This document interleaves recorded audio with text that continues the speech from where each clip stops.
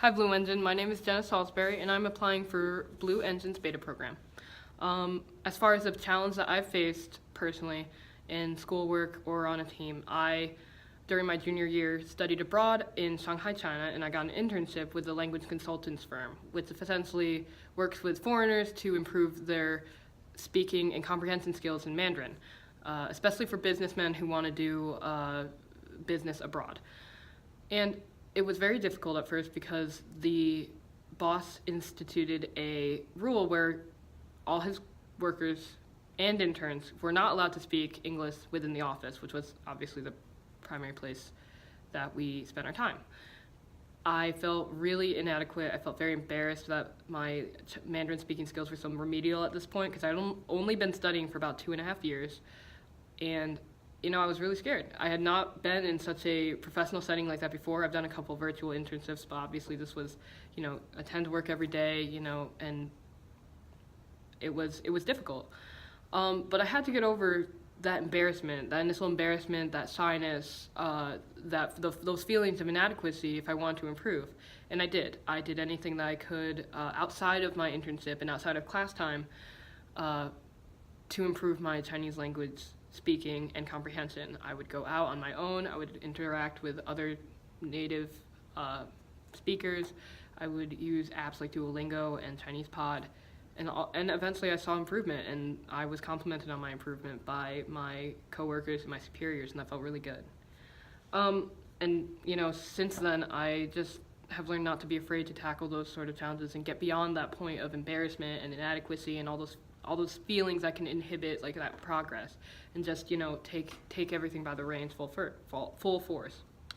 As far as me being interested in working with low-income students, I had worked at my own school through the AOP program, the Academic Opportunity Program, and they also are very resemblant of what Blue Engine does, which is working with low-income students. And it was rewarding to be able to teach students and expose them to things that they hadn't been exposed to before, for whether it was because of geographical or economic reasons.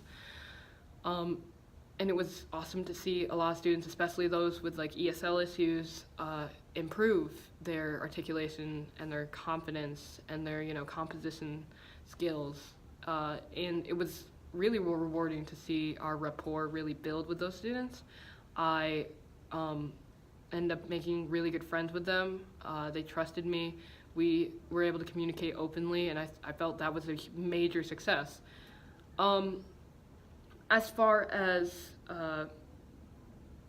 quantifying that success, I would say definitely the fact that they trusted me and they became much more confident in a subject which happened to be English that they were not confident in prior to the program. That felt really good, and I'd say that is the indicator that we had done our job. As far as reading the New Jim Crow introduction by Michelle Alexander, I was really struck by the last sentence of the first paragraph, which had cited this young black man whose family were slaves generations before, and how he was labeled a felon. He's currently on parole. Those things it really hit me because that's where there's no question about where the reading is going to go. It's setting us up to see very conspicuously that Jim Crow and institutionalized racism in the criminal justice system go hand in hand, and I was really struck by that.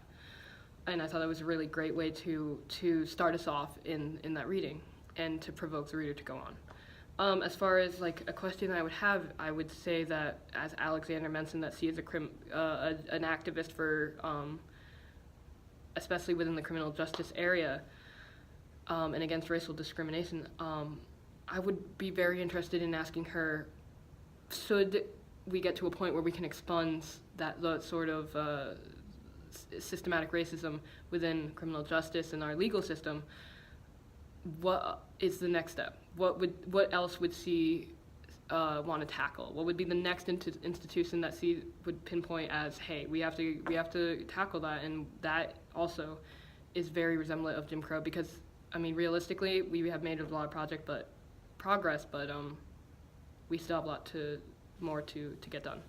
So thank you. I look forward to meeting and interviewing with you on February 9th. Thank you.